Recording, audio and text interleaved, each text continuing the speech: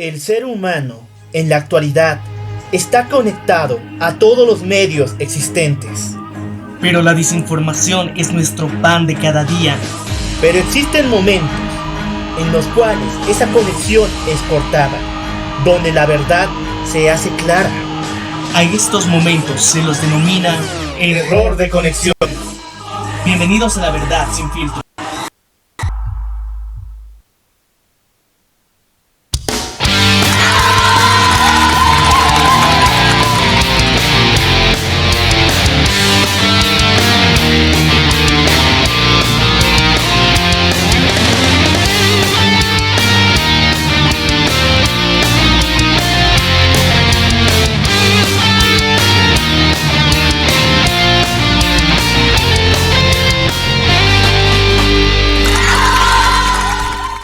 Muy buenos días, muy buenas tardes, muy buenas noches. Esto es Error de Conexión. Yo soy el Loco Alf y me encuentro junto a Maniac. Y bueno, estamos en la última semana del mes de julio. Es muy interesante, esta semana se ha desarrollado con muchas noticias, muchas para preocuparnos realmente lo que está pasando internacionalmente. Y bueno, primeramente queremos animarles a que nos sigan en nuestras redes sociales. Estamos en Spotify, en Radio Public, Google Podcast, Apple Podcast y YouTube, así que tienes muchas posibilidades para escuchar cada uno de estos episodios en los que hablamos de diferentes temáticas. Así que te animamos a que nos puedas seguir y dar al botón de suscribirse y seguir también en nuestras redes sociales, porque estamos en Facebook, Instagram y Twitter. Exactamente, y bueno, vamos a empezar con la lectura de los titulares de esta semana. Empezamos señalando que la empresa Nissan está al borde de la bancarrota. ¿Por qué razón? En el informe anual de este año, entre abril y junio, la empresa registró un 95% de caída en comparación al 2018. Y escuchen este dato. Su ganancia anual ni siquiera ha superado los 15 millones de dólares. Con el tamaño de empresa que tiene que sí o sí conseguir una ganancia más allá de toda la inversión que realiza, estamos diciendo que esta empresa está a punto de caer y cerrar completamente. Vamos a pasar a otra noticia que ha estado moviendo lo que sería Latinoamérica y principalmente Perú, ya que aquí se ha levantado lo que sería un colectivo llamado Con Mis Hijos No Te Metas. Esta organización está buscando, en lo que respecta a educación dentro de su país, que los maestros no tengan ningún derecho a la enseñanza de los derechos sexuales y reproductivos a los estudiantes en general. Y esto genera un problema, así que lo estaremos debatiendo el día de hoy en este episodio. Y bueno, también entrando en polémica, tenemos que decir las palabras que la ministra de la Mujer y los Derechos Humanos de Brasil dijo esta semana. La señora Damares Álvares señaló que a las niñas de las regiones indígenas se les comete actos sexuales, o mejor dicho, la gente viola a estas niñas simplemente porque no tienen calzoncillo, porque no usan ropa interior. Entonces su decisión y su gran idea para dar solución a esta situación es entregarles enormes cantidades de ropa interior. Vamos a hacer también una crítica ya a lo que es el ambiente local, principalmente a lo que es esta problemática de los impuestos que está golpeando duramente a muchas empresas. Y yo sé que no solamente es en Bolivia, sino en Latinoamérica en general, ya que las medidas que se toman por parte de los diferentes gobiernos sí afecta a lo que serían los emprendimientos. Pero no solamente en el ámbito de empresa privada, sino también las empresas estatales están regidas sobre esto. Y hasta cierto punto hay una guerra interna para ver cómo podemos salirnos sin pagar impuestos. Entonces este tema lo estaremos viendo más adelante. Y no te desconectes de Error de Conexión, que enseguida volvemos con el desglose de estas y más noticias.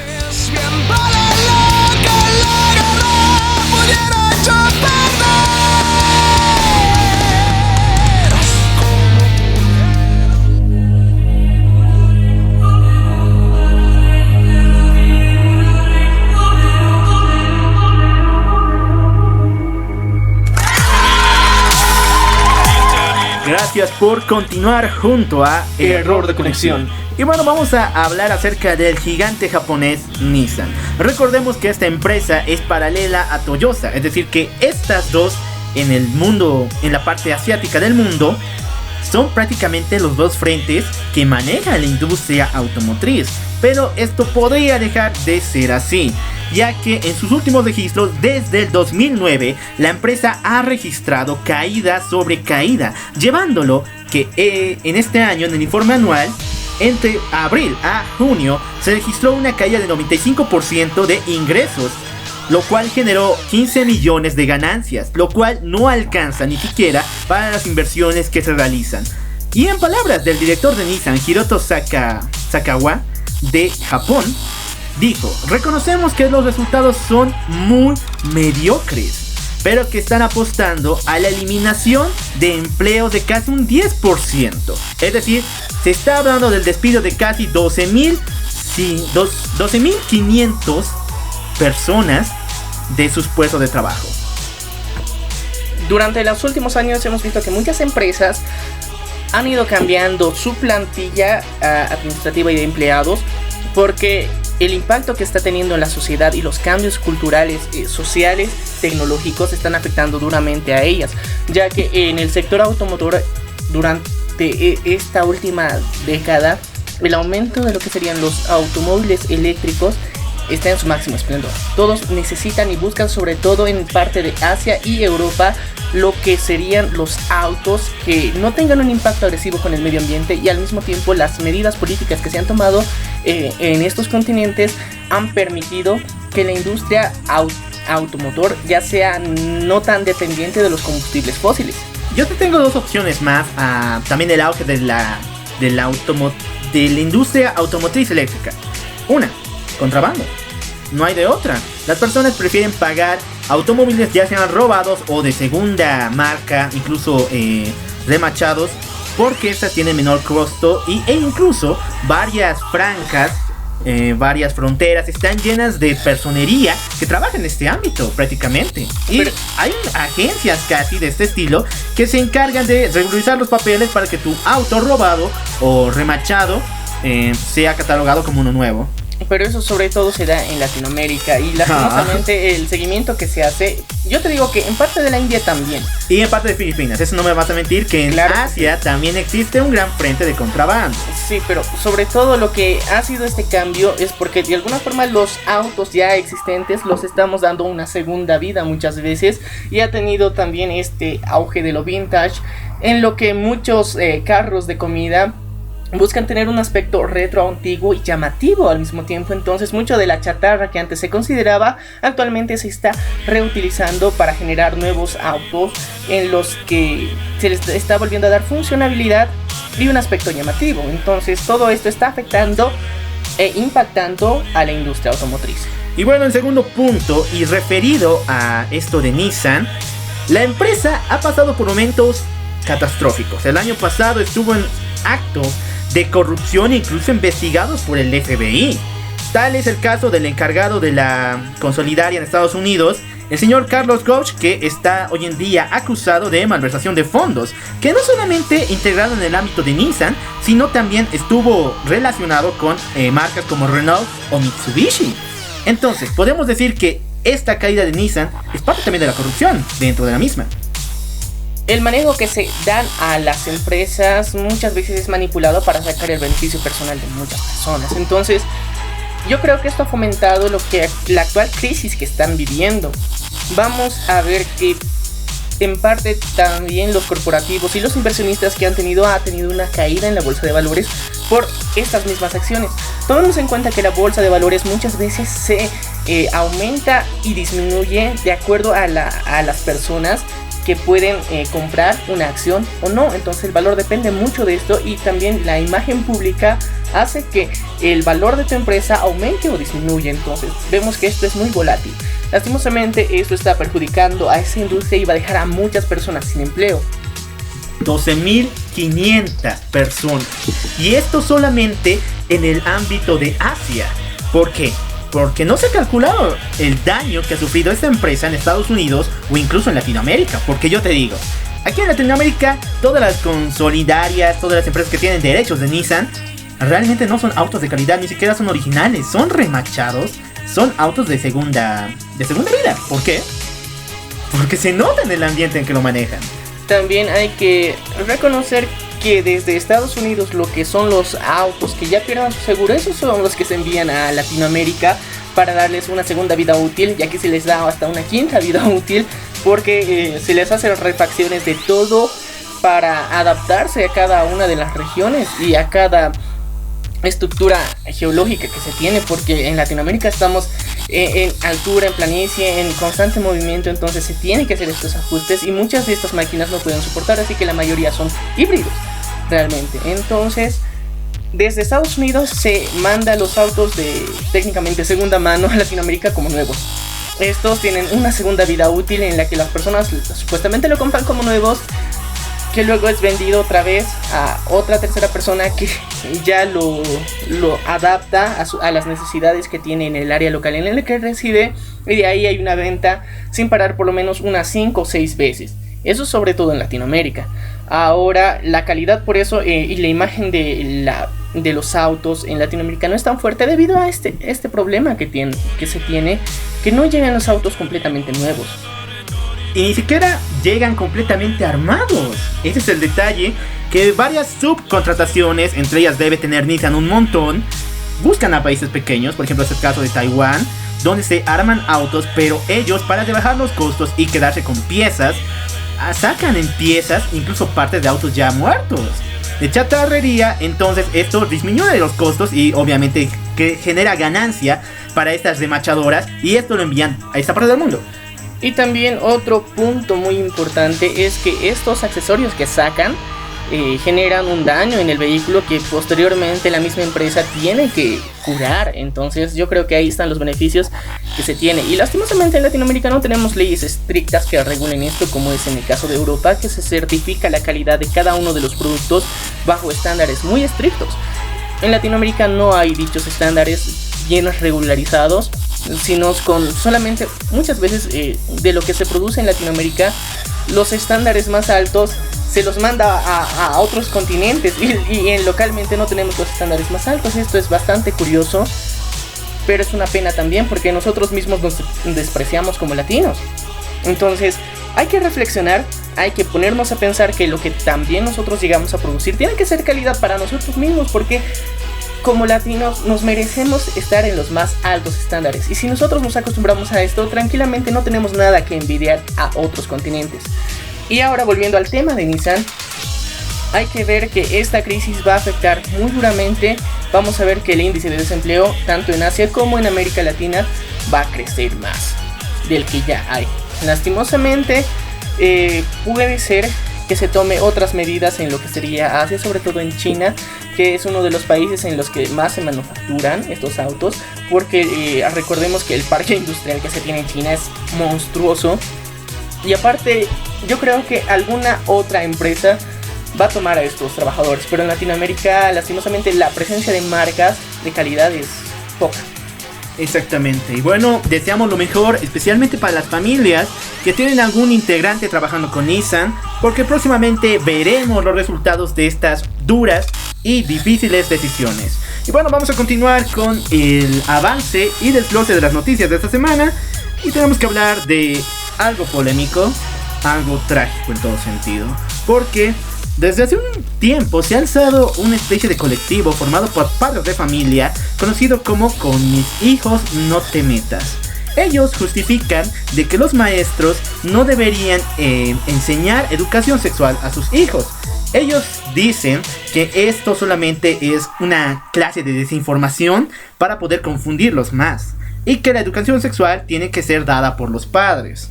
Ok, pero en varias declaraciones que ellos han dado se nota que es otra verdad, que no están informando ni educando, están dando desinformación, y en el peor caso está produciendo esto reacciones violentas en los mismos niños. Esto prácticamente está hecho por, podríamos decir, padres homofóbicos, y que en varias ocasiones está provocando violencia en las reacciones que tienen sus hijos ante la diferente diversidad sexual.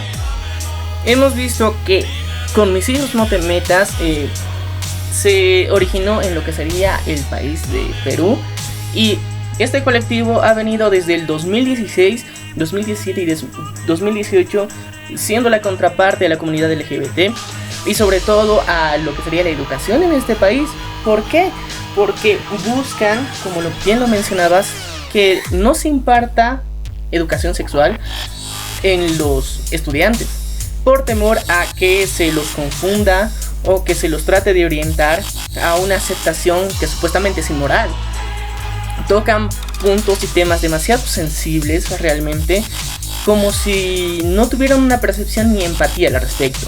Es una verdadera pena como uno de sus líderes nos ha venido dando discursos de homofóbicos realmente, y su principal vocero tiene el nombre de Cristian Rosas, el cual realmente nos ha mostrado que esta organización está completamente desinformada ante lo que sería la diversidad de géneros como existe.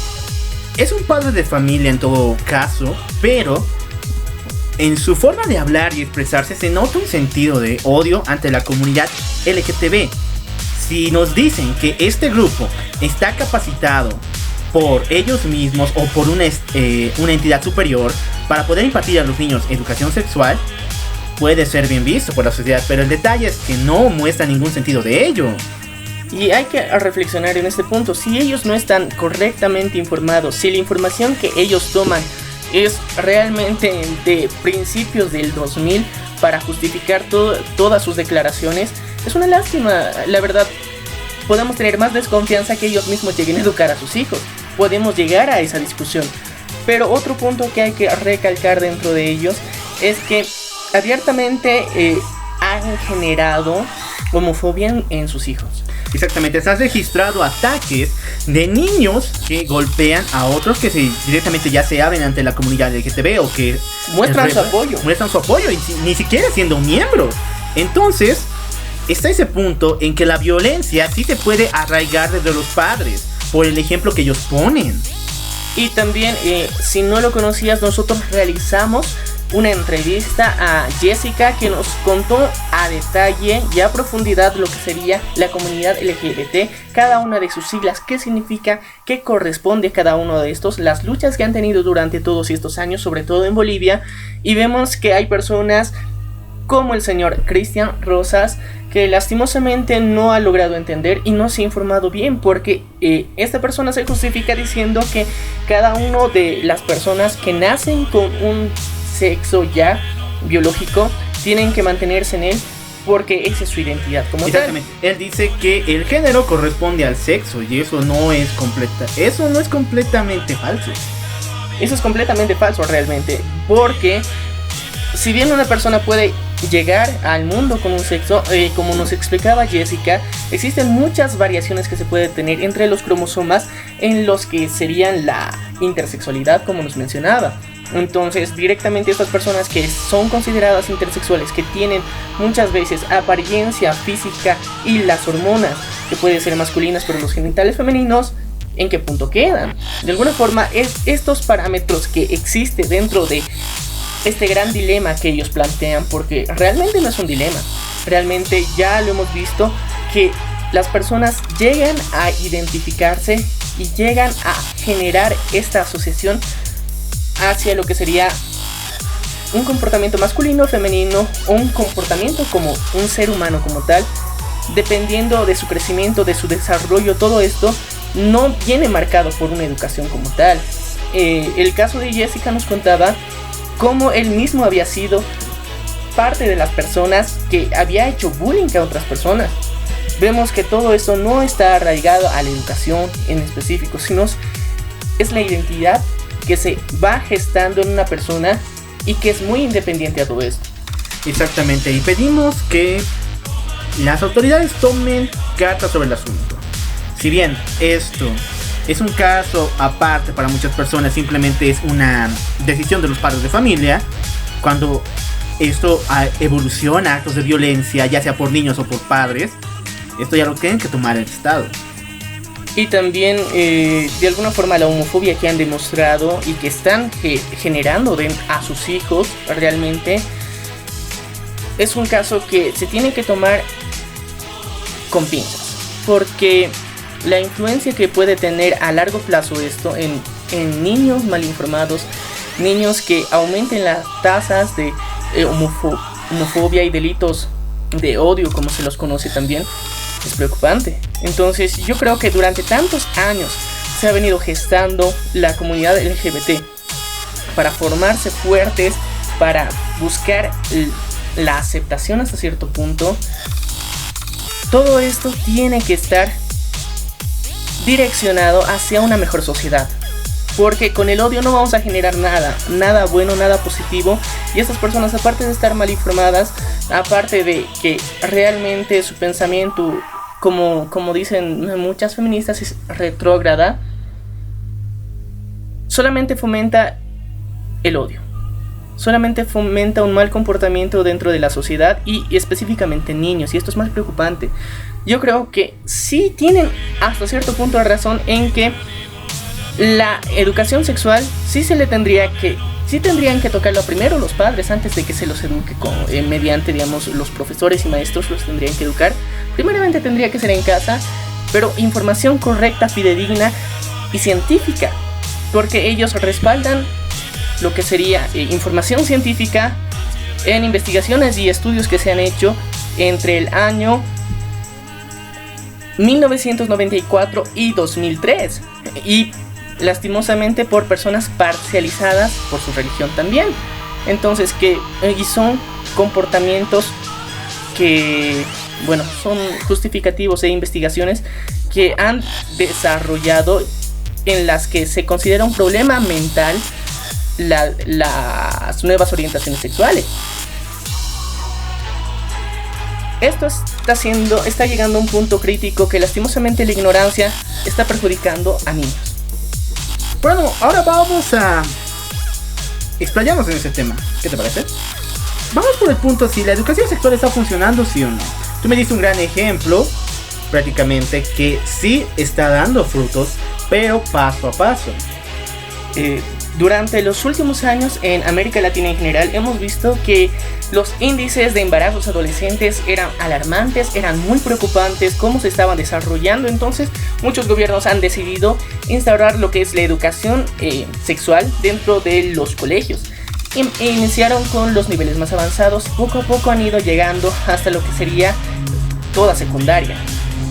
Desde que llegas a cursar secundaria existen ya los cursos de educación sexual. ¿Por qué es esto? Según los últimos estudios se ha registrado que en Latinoamérica se han hecho encuestas y las mujeres han dicho que han llegado a perder la virginidad entre los 13 y 15 años.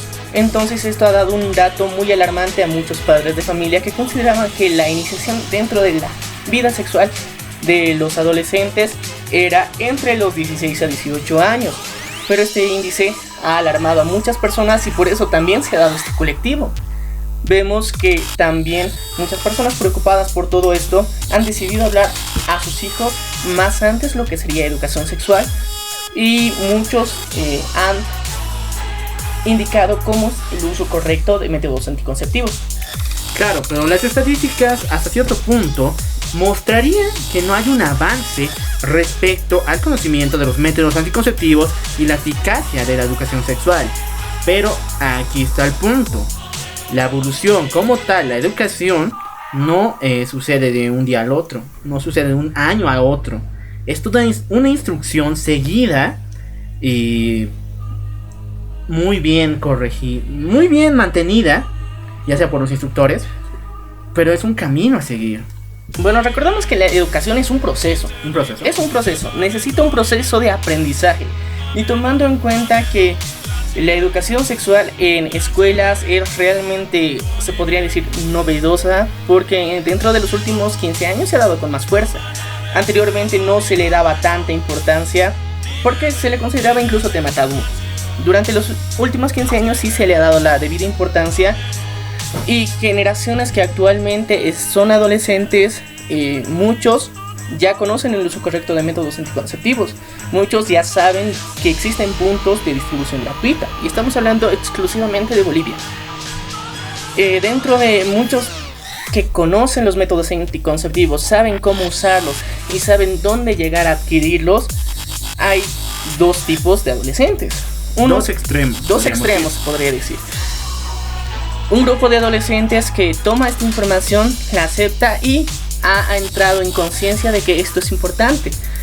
Lastimosamente no podemos, muchos padres no pueden ser conscientes de cuándo empiezan la actividad sexual de sus hijos, porque muchas veces es independiente, es decisión muchas veces personal, porque cada uno llega a una madurez o una curiosidad, como se la podría llamar, a diferente tiempo. Entonces esto no se lo podría corregir de una forma específica o completamente estricta, tomando en cuenta que los adolescentes hacen todo lo contrario de lo que se les dice. Entonces con esta educación sexual actualmente hemos visto dos frentes. Uno, de que estos jóvenes adolescentes que están ya formados, ya conocen los métodos anticonceptivos y saben cómo usarlos, los aplican.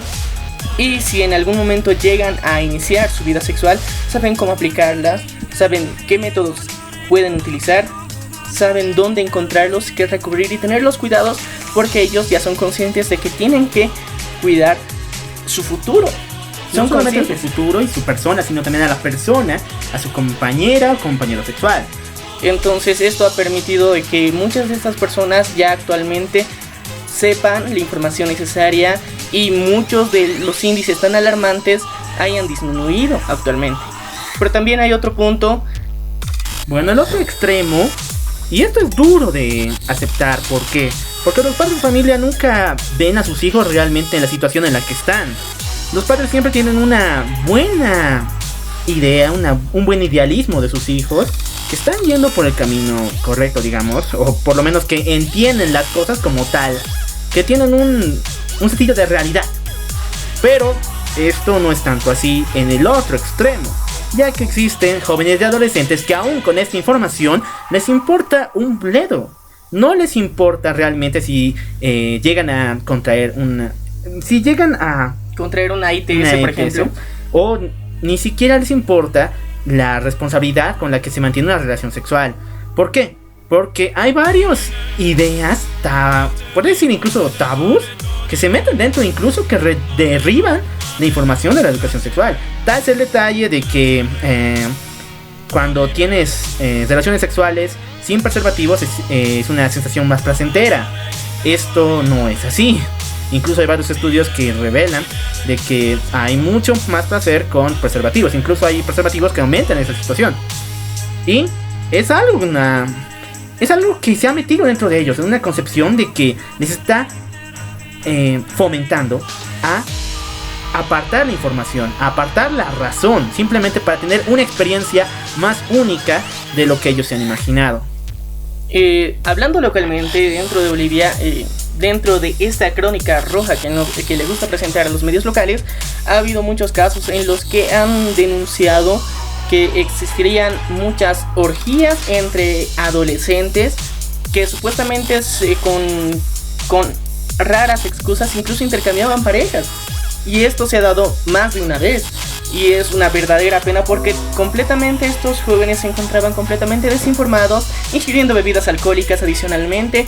Todo estaba nublando completamente su razón y su pensamiento. Y muchas veces esto ha provocado lo que sería embarazos no deseados. No solamente eso, sino que el alcohol siempre ha sido como una especie de enemigo en toda la sociedad, porque es generador de violencia, es generador de situaciones muy muy dolorosas, y en varias situaciones, especialmente en estas fiestas, ha sido un desencadenante para que aumente el índice de propagación de enfermedades de transmisión sexual. Y también dentro de esta irresponsabilidad de los jóvenes, muchas veces se han dado casos de violaciones grupales. Y más de una vez, y constantemente, por lo menos una vez al mes se da este tipo de casos o se los anuncia en los medios de comunicación, porque yo creo que hay muchos casos que no salen, que también serían dignos de observar. Pero aún así vemos que esta irresponsabilidad no es por falta de conocimiento, sino es porque a propósito estos jóvenes deciden tomar una mala decisión. Bueno, consejo para los padres. Siempre va a haber ese sentido, ¿no? De querer hacer lo mejor por los hijos, pero no podemos alejarnos de la realidad en la que existen. Si quieren informar a sus hijos acerca de educación sexual, es completamente garantizado de que va a funcionar y la información va a ser dada, pero tienen que hacerlo de la mejor manera. tienen que tomar en cuenta que puede ser que muchas personas recomienden la abstinencia, lo cual es lo más recomendable hasta cierto punto para evitar lo que serían las ETS. Y lastimosamente en la sociedad muchas personas no la toman porque simplemente quieren disfrutar de su sexualidad y se sienten más cómodos teniendo relaciones sexuales constantemente. Entonces es una decisión más que todo personal. No pueden completamente influir en esto dentro de sus hijos porque a medida de que van creciendo van tomando sus propias decisiones. Entonces lo que ustedes pueden hacer es darles la educación correcta y la directriz real para que ellos sean conscientes de que esto es una responsabilidad. El llegar a tener relaciones sexuales con una pareja implica respeto inicialmente, porque tienes que llegar a consensuar con la otra persona en lo que van a llegar a realizar, en las prácticas que van a tener, con respeto y obviamente con esta protección y cuidado que te dan los métodos anticonceptivos, dando así una doble seguridad para que esto se lleve de buena forma. No podemos influenciar realmente el cómo se desarrolla todo el acto, porque solamente muchas veces se dice que la experiencia enseña, pero lo que podemos guiar es para que no pasen cosas negativas en la vida de sus hijos. Exactamente. Consejo para los adolescentes: la información que les damos, la información que les da a los ministerios, la información que les da a sus padres, tienen que aprovecharla. Imagínense en los tiempos de sus padres o sus abuelos, esta información era completamente tabú y ellos estaban en un peligro más constante de lo que están ustedes hoy en día. Y que aún así tomen esa gran irresponsabilidad de no... Si es que han empezado una vida sexual, tienen que tomar en cuenta los anticonceptivos. Es de ley, como decir, porque se están arriesgando mucho. Ya hemos hablado anteriormente en un caso donde los índices de SIDA en Latinoamérica han aumentado, y principalmente en 2 países, en Chile y Bolivia, y esto es alarmante. Entonces esto tiene que ser un jalón de orejas para ti, para que tienes que incluir un preservativo. Hay una variedad inmensa de ellos, de diferentes colores, incluso sabores, para que puedas utilizar cualquiera de estos. Muchos se pueden ver incómodos, muchos se pueden ver a veces extraños, pero tienes que informarte más sobre ellos. No por ignorancia puedes llegar a tener un problema de salud o un problema de responsabilidad hasta cierto punto, porque lo que serían a llegar a embarazos no deseados también. Entonces tienes que cuidar todo esto, tienes que cuidarte a ti mismo y tienes que cuidar a tu pareja también. Bueno, terminamos con estas recomendaciones y vamos a saltar al siguiente tema, que también es completamente polémico. Vamos a ir a Brasil, donde la ministra Damares Álvares, quien es la ministra de Derechos de la Mujer y prácticamente de Derechos Humanos, salió con una declaración fuera de lugar. Con una declaración, podemos ir hasta cierto punto absurdo e ignorante. Exactamente. Ella reveló ante medios de comunicación que la alta tasa de violación, más que todo referida a las personas y mujeres y niñas que son parte de las comunidades indígenas, se debe a que ellas no usan ropa interior. Pero no solamente salió con esta idea de que podríamos decir que es completamente absurda, sino dio una solución que es mucho peor. ¿Por qué? Porque ella dijo que va a movilizar todo una especie de programa para darles a estas niñas ropa interior. De esta forma quiere y busca reducir los índices de violaciones que están pasando dentro de su niñas país. y adolescentes. Esto es muy alarmante. Realmente vemos cómo estos ministros y la política de Bolsonaro, de Jair Bolsonaro, ya lo habíamos venido denunciando. La ultraderecha es algo que nos ha tenido como una comidilla durante mucho tiempo. Ya es momento de que se haga algo al respecto, porque las medidas y las personas que están en estos altos cargos dentro del gobierno del Brasil son completamente ignorantes. El mismo presidente Jair Bolsonaro dice que desconoce completamente de economía, por lo que no le pregunten nada que sea respecto a economía. Pero es el presidente, tiene que hablar de ello. Y ahora vemos a una ministra que justifica supuestamente los actos de violadores, porque simplemente las niñas y adolescentes indígenas no llevan ropa interior. Esto es absurdo. ¿A qué estamos llegando realmente? ¿Cómo una persona con esos ideales ha podido llegar a este cargo de ministra? ¿Cómo supuestamente esta persona tiene que velar por los derechos de las mujeres de todo el Brasil, que no es un país nada pequeño, que es uno de las potencias es la potencia de Sudamérica como se la conoce? El punto es que están arraigando esta figura de la ultraderecha de los tiempos más antiguos. Prácticamente estamos volviendo a los horribles años 50. Podríamos decir, la época dorada de Estados Unidos, a su auge ya entrando después de ganar la Segunda Guerra Mundial. Esto pasaba en Estados Unidos prácticamente. Todo el mundo siempre tenía políticas que retomaban la unión familiar, que retomaban una que otra idea que era completamente absurda. Y este detalle está de ese estilo. ¿Por qué? Porque está señalando que las mismas, o sea, que toda la culpa le pertenece a las mujeres. Y eso se escuchaba en los años 50. Está catalogando a las mujeres y adolescentes y niñas indígenas como incitadoras.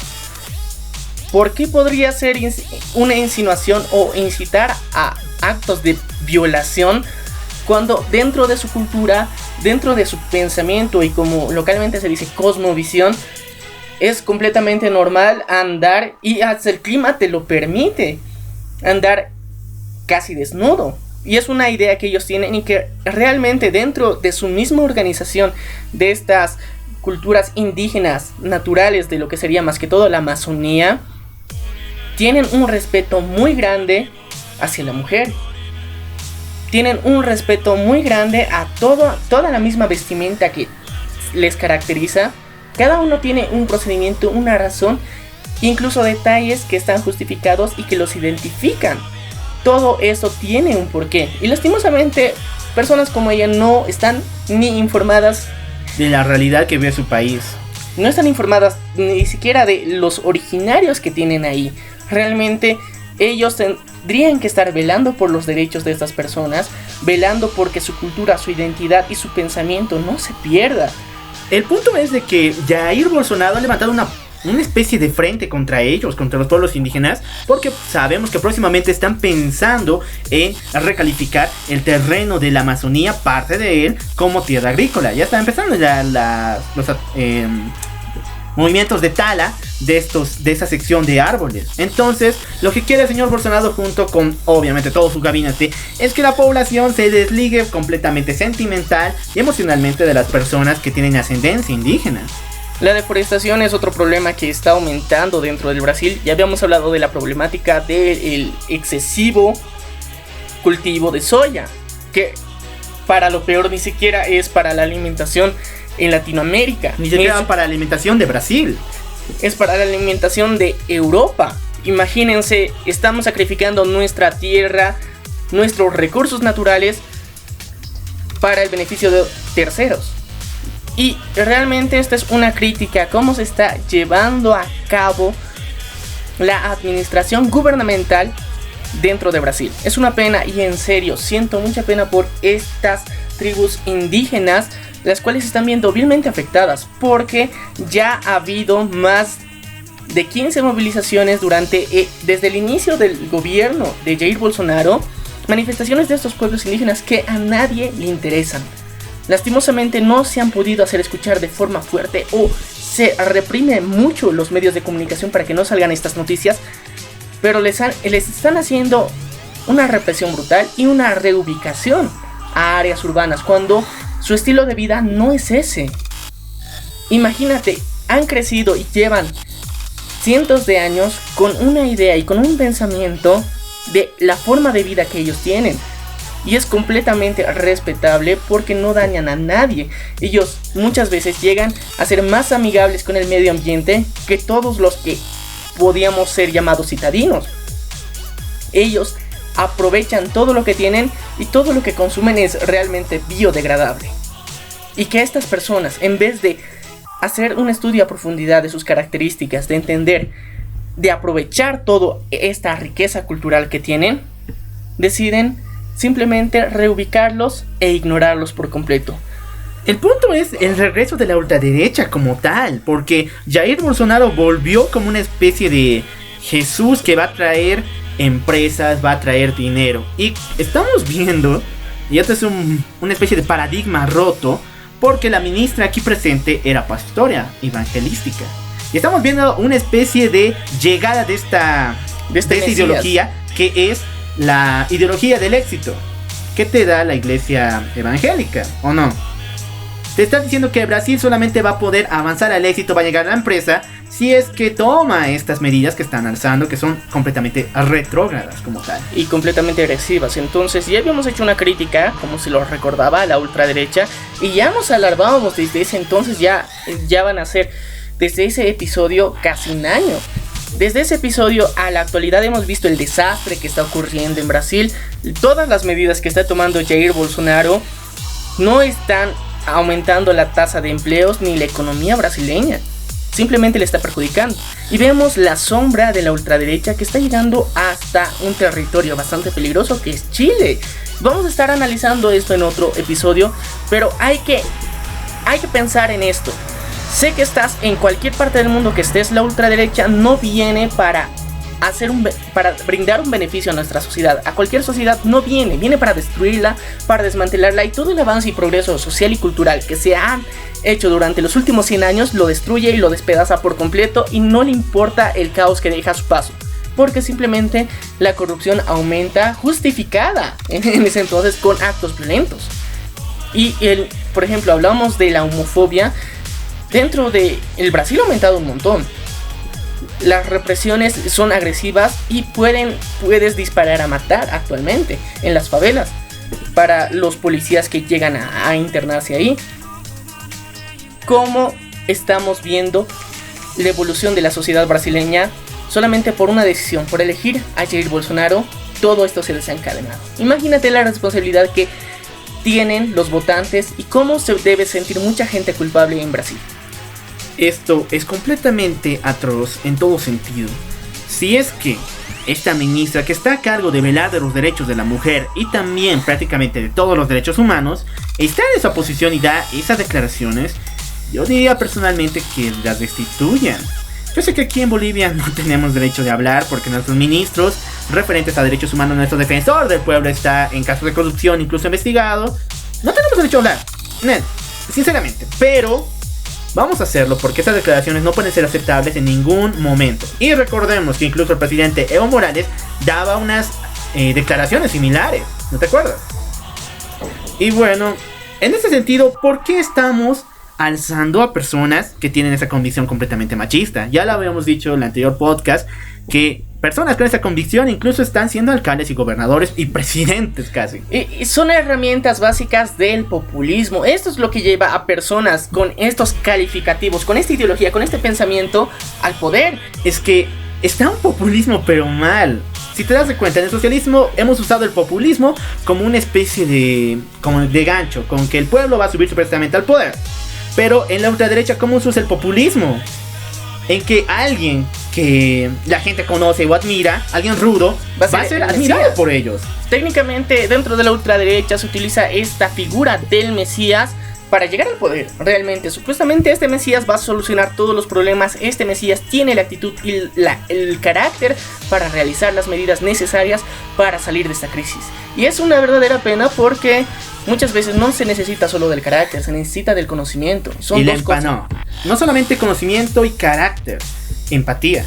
Y ya lo habíamos hablado antes con la entrevista con José, nuestro amigo José Muñoz, del canal Equilibrium, el cual nos decía esta horrible verdad que estamos diciendo desde hace 2 podcasts anteriores.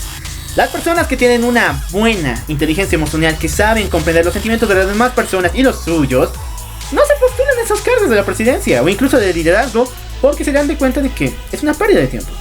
No realmente sería una pérdida de tiempo, sino que te puedes embarrar de cosas que no te gustan y tarde o temprano puedes llegar a puntos que no te vas a sentir bien contigo mismo.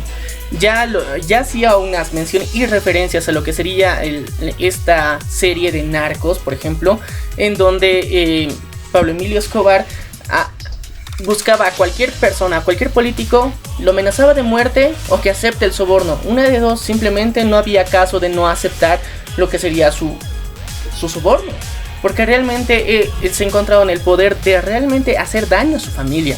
Entonces, una persona con una correcta inteligencia emocional, ponerse en peligro, porque los puestos públicos se ponen en peligro. Hemos visto que muchos asesinatos se han dado solamente por estar en un puesto político, que realmente muchas veces solamente representaban una amenaza para algún sector y lo mataban. Entonces, una persona con la correcta información muchas veces decide no meterse, pero hay que reflexionar que estas personas calificadas con inteligencia emocional, con las características de inteligencia también cognitiva, tendrían que estar en el poder y tendrían que estar en los puestos más altos para que realmente con esta empatía, con esta inteligencia, con este conocimiento que tienen, puedan guiar un país y no el populista de turno. Porque es una pena cómo se está viviendo en Latinoamérica. Tenemos tanto conocimiento, nos conectamos con tantas personas y aún así hay gente que lo apoya. Hay tanta desinformación en la era de la información. Nos cuesta admitirlo, pero somos parte de uno de esos países. Y yo creo que es una reflexión para que cada uno de ustedes busque y promueva a que los líderes tengan la correcta inteligencia emocional. Y bueno, con esto finalizamos esta noticia, pero lo más importante es tu opinión. Si eres parte de la comunidad brasileña, entonces te pedimos que dejes aquí abajo tu comentario para dar tu opinión respecto a esos temas. Y bueno, ahora sí vamos a servirnos el platillo fuerte del día. El tema de hoy va referido a los impuestos que cada día van en aumento y están desencadenando la caída de empresas, no solamente locales, gubernamentales, no privadas, también estatales y también de convenio. Todas prácticamente están quebrando por este detalle. Y también la corrupción hasta cierto punto, pero después vamos a hablar de ese punto. Bueno, ya hemos tocado demasiados episodios la corrupción que existe, pero sí es un punto bastante válido para lo que sería la quiebra de emprendimientos y empresas, ya sean privadas, estatales o de convenio. Entonces, el problema de los impuestos es... Primero hay que describir qué son los impuestos, porque realmente muchas personas desconocen qué son los impuestos, por qué son importantes los impuestos y por qué existen impuestos. Los impuestos, como su nombre lo dice, es una imposición que se debe pagar y cancelar por técnicamente pertenecer a un área territorial y vivir ahí. Hay impuestos para la vivienda, hay impuestos y aranceles por el consumo que realizas o una compra que realizas dentro de un territorio. Todo esto es con el fin de que estos montos económicos que llegan a salir de tus bolsillos mejoren tu vida como tal, mejoren el lugar donde vives. Y de esto es lo que se alimentan todos los gobiernos del mundo. Las mutuales y cooperativas, bueno, voy a entrar ya en ámbito local. Mutuales y cooperativas igual tienen una especie de gancho con esto de los impuestos. ¿Por qué? Porque en varias se comprueba de que los servicios básicos no solamente se están cobrando por el detalle de consumo, porque tu consumo en todo caso sería muy pero muy bajo. Y créanme, el detalle de consumo es bajo, pero también te cobran los impuestos. Hemos visto que el crecimiento de los tipos de impuestos que existen y han aumentado por ambición del gobierno, puede ser. Muchas veces lo tratan de justificar con medidas para frenar el contrabando. Aumentan impuestos para frenar el contrabando y te preguntas, ¿en serio? ¿Realmente el aumento de impuestos ayuda y beneficia al país? Y este es un tema bastante delicado porque los impuestos ayudan a mejorar la vida que tienes. Esto se transforma en obras, como lo dice bien el spot que tiene el gobierno de Bolivia. Pero también hay un punto en el que el gobierno tiene más de dónde gastar. El gobierno tiene más opciones de dónde disponer dinero para muchas veces sus bolsillos. Y es preocupante también. El aumento de los impuestos en Bolivia se ha dado. Y bueno, los tributos arancelarios que se tienen que pagar cada empresa van desde por la producción de un producto, por el espacio ubicado, por la ciudad en la que se está realizando, por la factura emitida por dicho producto, por el trámite que se ha hecho para gestionar que esa empresa exista. Existen impuestos de todo y de nada hasta cierto punto. Exactamente, y vemos que este punto en varios países que supuestamente están fuera de la lógica socialista, que están mucho más entrados en lo que sería el mundo neoliberal, estos impuestos para las transnacionales no existen, ¿o no? Cualquier transnacional gigantesca que quiera crear su sucursal o su empresa, su emprendimiento en un cierto lugar es visto como el nuevo gobernante de la industria nacional en algunos países que no siguen esa línea del socialismo en el mundo neoliberal. Y bueno, el mundo neoliberal lo que busca es de alguna forma que las empresas privadas tengan más beneficios, que las empresas privadas pero extranjeras, no locales. Ese es el punto y el detalle más grande del neoliberalismo. El socialismo busca apoderarse de esas empresas que dejó el neoliberalismo y volverlas estatales, pero con un detalle muy interesante, que pone a gente que no está preparada a cargo de estas, y por eso muchas han quebrado en Bolivia específicamente, porque hemos visto el caso de Natex, ya lo veníamos denunciando en el anterior episodio, y también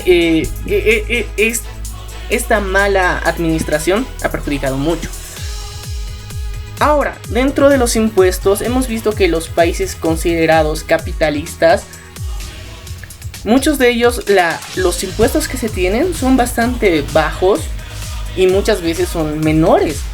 O sea, aquí hay un gran número de impuestos que puedes pagar y un alto costo por impuestos. Son dos números que afectan mucho a la economía local y a que la mayor parte de los negocios locales no sean formales. Los negocios que actualmente perciben más ganancias son informales en Bolivia. No, ya tienen un nombre para eso, lo pusieron este año, se llaman negocios familiares. En serio, hasta ese punto hemos llegado de nombrar oficialmente a este rubro prácticamente de industria informal, e incluso algunas veces ilegal.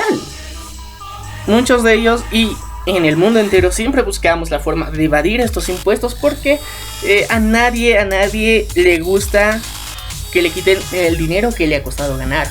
Entonces hay huecos legales, hay vacíos donde las personas buscan acogerse, pero esto también llega a ser perjudicial, porque como lo mencionábamos, los negocios informales en Bolivia son más que los negocios formales. Por eso las mismas empresas, nadie se quiere declarar como una empresa, aunque realmente tenga toda la estructura, pero pues prefiere mantenerse como en una nómina de informal que pasar a una legal, realmente una formal, completamente legal, por este tema de los impuestos precisamente, porque lastimosamente hay un punto muy grande que ha perjudicado mucho más allá de los impuestos, que es el doble aguinaldo. Exactamente, pero antes de llegar a ese punto, quiero decir que esto viene incluso de la educación de los mismos administradores de empresas. ¿Por qué? Porque ahí te enseñan que cualquier empresa puede alzar vuelo. Ok, pero esto es casi como buscar un cantante, como una superestrella. Les digo que pocas empresas, solamente una, y si es que es manejada correctamente, o incluso si está metido en temas corruptos, puede llegar a ser nombrativa, incluso referente. Bueno, el posicionamiento de las empresas es un trabajo y una gestión complicada que se tiene que realizar. Es un trabajo arduo que no toma ni siquiera un año. Según estadísticas, se toma un mínimo de 6 años para un reconocimiento realmente estable, y eso si supera los déficits y problemas económicos internos y locales. Imagínate cuántas trabas tienen los emprendedores en Bolivia para que su negocio llegue a prosperar. Esto perjudica a la economía local. ¿Por qué? ¿Por qué no es bueno que haya empresas, digamos? Porque generalmente se lo quieran sacar el dinero. No, porque estas personas que tienen empresas, que generan una empresa, dan puestos de trabajo. Y los puestos de trabajo necesitan empleados. Esto genera fuentes laborales estables para que la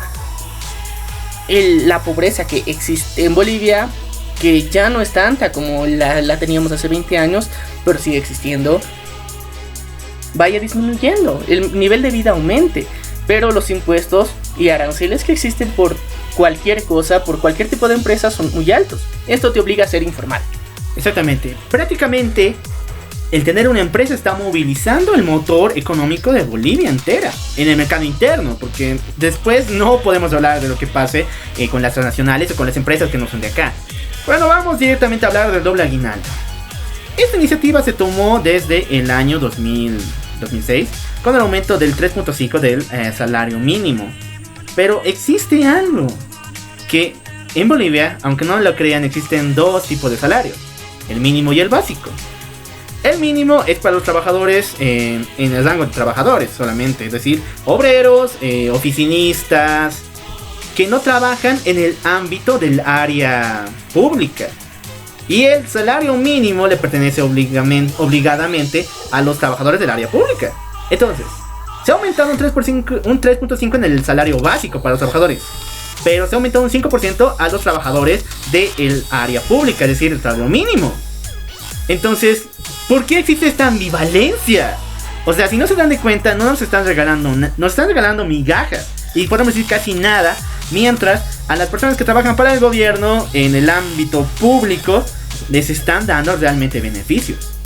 Y yo creo que esta es una forma para motivar los índices de popularidad del actual gobierno durante tantos años. Y esto que es el doble aguinaldo, porque el aguinaldo, recordemos que se da en la festividad de Navidad, específicamente en estas fiestas donde existe una gran inversión por parte de cualquier familia, cualquier persona siempre llega a invertir un monto relativamente significativo para comprar obsequios. Entonces, para mejorar esta estabilidad económica, el gobierno decidió congraciarse con el pueblo en general, supuestamente, pero solamente es el sector público, obviamente, declarando doble aguinaldo. Y no lo ha hecho una vez, lo ha hecho más de 3 veces.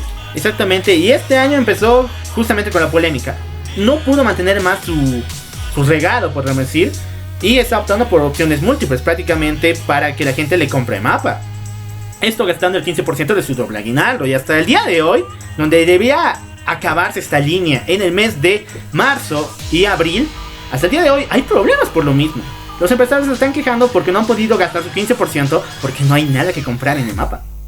Y también las empresas que se han certificado para ser parte de este beneficio del gasto del doble aguinaldo no son muchas, y la licitación de estas empresas es bastante corrupta, es bastante turbia, porque hay favoritismo dentro de la misma. Esto es perjudicial porque se tendría que mejorar la economía local y lastimosamente no, solamente son grupos específicos, y esto es muy problemático. Lastimosamente hemos venido gestando esto del doble aguinaldo, e incluso recuerdo que una vez casi hubo triple aguinaldo técnicamente, ¿no? El año pasado.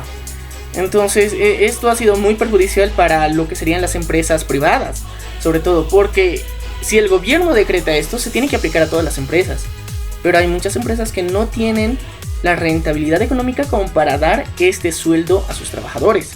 Del área pública obviamente salen de nuestros impuestos, como es el tema, salen de nuestros impuestos y se les paga a estas personas. Muy bien se ha congraciado el gobierno actual con sus trabajadores, pero el área privada es el que ha sufrido bastante, y durante los últimos años más de 90 empresas han cerrado. Exactamente, en el área privada, pero en el área pública, en las empresas estatales, el panorama es casi el mismo. Recordemos la caída de Natex. Se está hablando hoy en día también de reevaluar la situación de YPFB. Y también se está hablando de reevaluar lo que sería Quipus, que es la empresa tecnológica bandera de Bolivia, que no sirve para nada. Quipus es un tema muy aparte de la siguiente que tenemos, pero tengo un dato curioso porque esta empresa, que ya debería haberse declarado en bancarrota el año pasado, este año de la nada volvió a revivir con un contrato con Hyundai. Pero esta empresa tenía que morir el año pasado por los índices tan bajos que tenía, porque realmente está acarreando una deuda y no ha sido rentable ni el primer año de existencia. Lastimosamente vemos como los esfuerzos del gobierno para supuestamente mejorar la industria y las empresas que quieren crear o que se adjudican es un fracaso completo. Imagínate si solamente dentro de estas empresas es un mínimo ejemplo de lo que está pasando a escala con nuestro país. Entonces yo creo que para prueba un botón, muchas personas dicen, para prueba Quipus.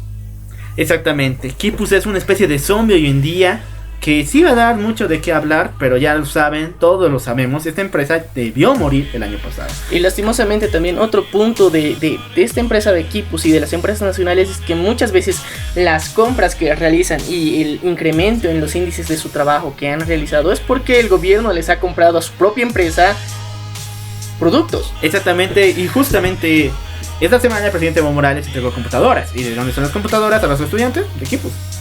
También de parte de lo que era esta fábrica textil del gobierno, para las poleras que estaban regalando dentro del movimiento al socialismo eran de esta misma empresa. Entonces, wow, entiendes cómo todo estaba conectado realmente. Realmente se tiene información que muchas de estas empresas, por ejemplo YPFB, que actualmente se adjudica que tenemos y que supuestamente ya vamos a tener esta exportación de combustibles a nivel internacional gracias al corredor bioceánico. Pero el detalle de YPFB es que hoy en día el gobierno lo está utilizando como bandera, incluso gracias a la llegada de los presidentes de la parte de la parte arábica de Turquía. Y no exactamente. YPFB es evaluado como la tercera empresa más grande de toda Sudamérica. Y eso es mentira. Y lastimosamente la información que nos lanza el gobierno es mentira. O sea, no podemos decir que todo lo que nos cuentan siempre van a querer quedar mejor, y más aún este año electoral, tomando en cuenta eso. Y ya habíamos venido denunciando que dentro de YPFB existen grandísimos problemas en lo que sería la exploración petrolífera que existe en Bolivia también, que ha presentado varios déficits, porque si bien hay mucha exploración, hay que reconocerlo, hay mucha exploración, pero no hay muchos aciertos dentro de esta misma exploración. No, ni siquiera hay buen funcionamiento de las empresas y de las plantas de extracción de petróleo como tal. Recordemos el caso de San Jerónimo de Tarija. Trabajadores denuncian que lo están desmantelando la fábrica, aunque el gobierno diga que no se está movilizando nada. Los trabajadores sacaron fotos, sacan diariamente reportes de acuerdo a lo que está pasando en San Jerónimo, y pareciera, en todo sentido, que están desmantelando ese lugar. Y vemos como son casos también en San Ignacio, por ejemplo, donde se tenía una exploración, supuestamente una de las más grandes que se había hecho durante los últimos años, que actualmente el funcionamiento no está rindiendo como se supone que debería rendir. Y esto porque se debe a que muchos de los trabajadores se les ha despedido. O sea, son cosas que se manejan tras las cortinas dentro de las empresas nacionales y bandera del Estado, en las que supuestamente tendrían que estar funcionando realmente bien, y lastimosamente no es así. Y todo esto... Y también su imagen a nivel internacional no es la mejor. Exactamente, por algo Petrobras habla y la gente escucha, ¿o no? YPF habla y ¿quién va a escuchar? A nivel Latinoamérica, podría decir. Y bueno, sigamos con esta lista y tenemos que hablar de un tema duro, muy triste para toda la sociedad boliviana. Mucho hablamos de hidrocarburos, petróleo y la minería, que es prácticamente el segundo producto que Bolivia exporta, y por lo cual Bolivia sigue en un estatus de país minero, uno de los más importantes en Latinoamérica. Este tema es manejado de la peor manera. Hay declaraciones que incluso llevaron a la división de dos federaciones de trabajadores mineros. El caso es de Comibol y de Fedecomín. ¿Por qué hay dos? Una es trabajadores mineros solamente, y la otra es trabajadores mineros sindicalizados. La gran diferencia es que la Fedecomín, trabajadores sindicalizados, apoyan al gobierno, y Comibol no. Entonces, hay respuestas de Comibol diciendo de que la única empresa que hoy en día está levantando la minería aquí en Bolivia, y si esta se destrona y sufre una caída tan brutal como lo que se está viviendo en otros países, es la mina San Cristóbal, es la empresa San Cristóbal. Es la única que está tolerando todo lo que ha pasado. Y todas las demás, incluso el imperio de Guanuni, o podemos decir el Cerro Rico, que prácticamente ya no debería ser calificado como tierra minera, como espacio minero, han muerto prácticamente. Y todo esto es detalle de esto, los impuestos. Hemos visto que la minería en Bolivia ha sido uno de los pilares y banderas a nivel internacional, porque muchos países llegan a conocer a Bolivia gracias a su minería, y también gracias a la leyenda del Gran Cerro Rico de Potosí, que actualmente está en deplorable estado porque se temen derrumbes que podría venir abajo todo el cerro. Imagínate qué nivel de perforación se ha realizado en este cerro, que es un ícono nacional. Es un tesoro y patrimonio como tal, y debería ser cuidado como lo que es. Que ya no se realicen operaciones mineras allá porque es peligroso. Recordemos que esta semana fallecieron 2 mineros en el mismo lugar. Vemos que aún así las personas siguen con esa terquedad de realizar exploraciones en el mismo lugar y no han hecho exploraciones alrededor, porque según la geología nos demuestra que sí tendría que haber alrededor otros cerros que también pueden llegar a tener lo que sería plata. Pero no, decidieron que cerrar los ojos y no, este es el viejo conocido y listo, aquí nos quedamos. Y es el viejo conocido porque estas empresas Guanuni y el Cerro Rico son estatales. Prácticamente estas empresas le pertenecen al Estado, y por lo cual pueden rendirse, digamos, el gran lujo de ser todavía rentables, aunque no lo sean. Por otro lado, San Cristóbal no, y está sobreviviendo a duras penas. Prácticamente sus trabajadores y varios de sus ejecutivos piden que el gobierno ponga planes en marcha, porque si esta empresa cae, cae la minería en Bolivia. Y ahora yo voy con otro punto muy importante, que esta semana el departamento de Beni fue catalogado como la segunda reserva más grande de oro aquí en Bolivia. ¿Y sabes quién lo está aprovechando? Empresas ilegales, empresas que no están pagando impuestos porque son demasiados. ¿Y de qué tipo de empresas estamos hablando?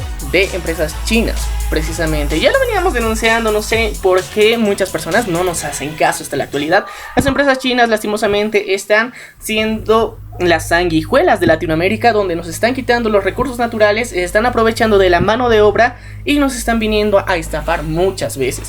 Ahora, en caso de las concesiones mineras que se da a empresas chinas en Bolivia, es algo brutal. No solamente se está dando en el oriente boliviano, sino también en el occidente. Se ha denunciado ya que el tratamiento que se realizan dentro de estas minas no es el adecuado, es contaminante completamente. Y el detalle fue que el apartamento de la Chuquisi, ¿cómo se llama este grupo? Los defensores del gobernador de la gobernación de Chuquisaca denuncia que el agua que se consume allá es completamente contaminada. Entonces todo esto está siendo un impacto negativo dentro del ecosistema. Y nadie realmente, el gobierno en específico no quiere hacer nada al respecto. Simplemente da vuelta atrás y no, aquí no está pasando nada, aquí me dan plata desde China, así que no puedo decir nada. Lastimosamente es lo que está pasando. Al mismo tiempo vemos cómo se está desarrollando estos. Hay concesiones mineras legales y un montón de ilegales. Y todas son chinas. Todas estas traen y llegan con estos equipos de trabajo que son muy agresivos y nocivos para el medio ambiente, porque muchas veces se incurre en la tala de árboles. Y todo este proceso, incluso llegan personas locales, obviamente, que llegan a brindar su mano de obra para esto. Pero imagínate lo más interesante, que a estas personas no se les cobra impuestos. Ese es el detalle, porque si estamos en bueno, vamos al ámbito. Un gobierno técnicamente que es socialista está haciendo lo que hace el capitalismo, pero con empresas chinas. Pero no es el capitalismo, es el neoliberalismo. El neoliberalismo, pero con empresas chinas. Mientras tanto, a las empresas nacionales se está aplicando toda la ley que prácticamente se compensa del socialismo. Estamos dando dos caras del mismo gobierno, lastimosamente. Entonces, esto es una verdadera pena, y se ha venido desarrollando esta crítica que se han hecho en diferentes partes de Bolivia, donde personas de nacionalidad china llegan a nuestro país y se quedan a vivir por mucho tiempo, llegan a trabajar dentro de estas minas, algunas ilegales, otras legales, pero todas para el perjuicio de nuestro país, y al mismo tiempo estas no pagan impuestos, y todo el material que llegan a reunir y sacar de estas minas se los llevan ellos. Exactamente. Entonces nada queda para el patrimonio boliviano. Nada, absolutamente nada. Y este fenómeno no solamente se está dando aquí, es lo más curioso. Hemos hablado ya anteriormente de lo que está sucediendo en Colombia. Exactamente, casi el 80% de toda la inversión minera y la actividad como tal es ilegal allá en Colombia. Y se está dando y se ha reportado gracias a lo que sería la mano de uno de los ingenieros y matemáticos que ha logrado generar un algoritmo para captar estas fallas geológicas, donde se ha podido identificar que estaba haciendo minería ilegal. Y imagínate, el 80% es ilegal. ¿Cómo se están avivando estas personas para sacar estos recursos? Imagínate, técnicamente tendrían que ir a los impuestos para mejorar el país, pero ellos en su lógica consideran que para qué se le van a dar al gobierno para que sea más corrupto.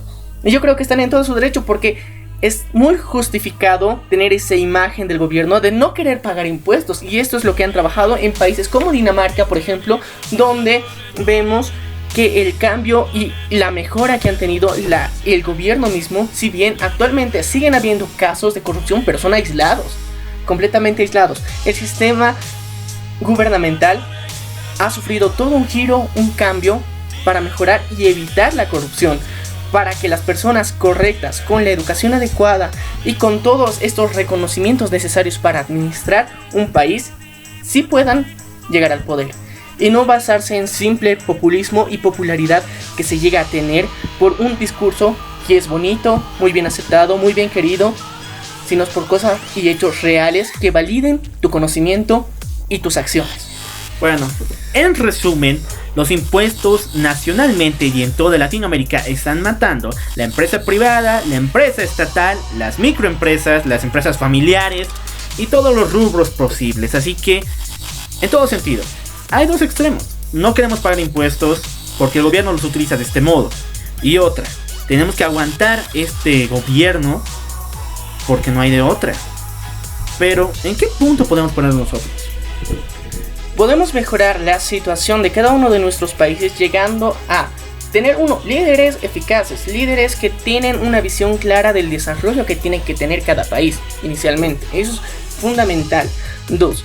Dentro de lo que serían los impuestos, el gobierno tiene que escucharnos y ponerse en conciencia de que los impuestos no van a mejorar que nosotros demos más dinero, sino nosotros vamos a buscar evadir estos impuestos de la mejor forma posible. Y se ha dado muchos casos en muchos países donde la reducción de impuestos ha sido más beneficiosa, porque mientras menos cantidad de impuestos existían y mientras más bajos estos eran, más recolección tenían. Y esto parece un caso raro y paradójico, pero no, es un fenómeno que se da dentro de economía. Y yo creo que tienen que ponerse a pensar más allá de Latinoamérica y dejar de tomar ejemplos como Cuba y Venezuela, estos gobiernos socialistas en que supuestamente tienen el mejor sistema. Y no, es mentira, vemos todos los déficits y todas las carencias que tienen estos gobiernos. Y tener que volcar su mirada a otros países que actualmente están muy prósperos y tienen una estabilidad económica y monetaria, que son dos factores claves para el desarrollo de un país, y que internacionalmente no podemos dar una crítica dura a estos países. Si bien muchos han tenido un pasado cuestionable, pero han sabido levantar y rectificar sus errores. Lastimosamente en Latinoamérica no. Bueno, y un punto muy importante es la diversificación de los rubros como tal. Porque un país no puede vivir exportando solamente un producto, como es el caso de Bolivia, que solo exporta hidrocarburos y minería. No, si los líderes se ponen la mano al pecho y diversifican su producción para exportarla, van a darse de cuenta que no es necesario tantos impuestos. Prácticamente las acciones como tal, las ventas, van a aumentar en sí mismo. Y eso aumenta la tasa de empleos dentro del mismo país. La economía local crece, entonces esto genera menos pobreza, menos índices de pobreza, lo que también genera más fuentes laborales, lo que genera un mayor bienestar en la sociedad en general. Todo esto es tan simple de realizar, pero al mismo tiempo tan complicado porque no tenemos el poder de realizarlo. Y bueno, solamente queda la reflexión para cada uno de ustedes para que tome una decisión acertada en lo que se refiere a elegir un líder. Y bueno, hemos finalizado el día de hoy, pero lo único importante aquí es tu decisión, tu opinión respecto a este y todos los temas. No temas dejarlo aquí abajo en la caja de comentarios para que así podamos estar en contacto. Y lo más importante, tener opiniones diferentes, estar en un error de conexión completamente. Y claro que sí, te invitamos a que te pases por nuestras redes sociales. Estamos en Facebook, en Instagram y Twitter, y nos puedes llegar a comentar en cualquiera de estas redes sociales, en cualquiera de estas plataformas. Nos puedes dar tu opinión, y ya lo puedes hacer de forma pública o privada dentro de un comentario o dentro del inbox, que estamos ahí para responderte y para entender tu punto de vista. Así que no te olvides seguirnos en nuestras redes sociales, y también si no quieres perderte ninguno de los episodios y maravillosas entrevistas que hemos realizado dentro de Error de Conexión, te invitamos a que pases por estas plataformas: Spotify, Radio Public, Google Podcast y Apple Podcast, donde puedes escuchar todos los episodios. Y no te olvides algo muy importante: dar al botón seguir para que no te pierdas ninguno de estos episodios. Y también dentro de la plataforma de YouTube, no te olvides suscribirte a nuestro canal para que de igual forma te notifiquen cuando subimos un video nuevo. Exactamente, yo soy el Loco Alf y yo soy Maniac. Nos vemos a la próxima. Tratar de hacer reconciliar